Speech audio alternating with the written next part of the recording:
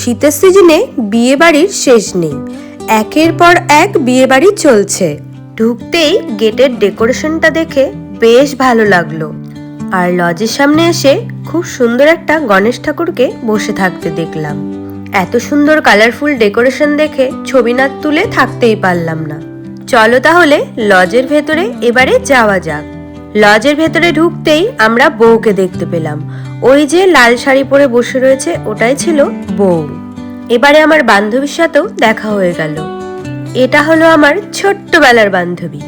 এতদিন পরে বান্ধবীকে কাছে পেয়ে অনেক মনের গল্প জুড়ে দিয়েছিলাম। আসলে ও এখন মালদায় থাকে, সেটাই বলছিল। বান্ধবীর মেয়ে, আমার মেয়ে, সবাই একসাথে এখানে বসে গল্প করছিল, আর আমরা আমাদের মতো গল্প করছিলাম।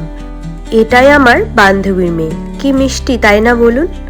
এদিকে স্টেজ প্রোগ্রাম চলছিল, সেগুলো আমরা দাঁড়িয়ে দাঁড়িয়ে দেখছিলাম। বান্ধবীর ভাইয়ের সাথেও দেখা হয়ে গেল। এই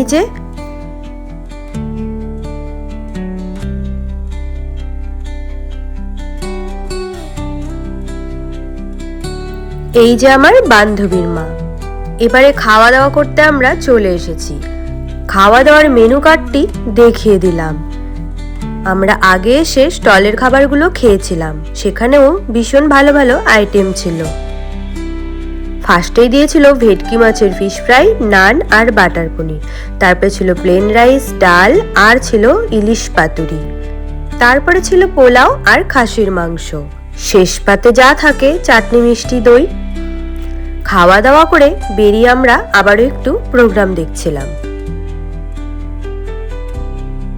যাওয়ার মুহূর্তে বউকে এবারে ভালো করে তোমাদের দেখিয়ে দিলাম। লাল শাড়ি পরাটাই হলো বিয়ে বাড়ির বউ। চলো তাহলে আজকের মতো টাটা। পরবর্তী আবারও একটি ব্লগে দেখা হবে তোমাদের সাথে।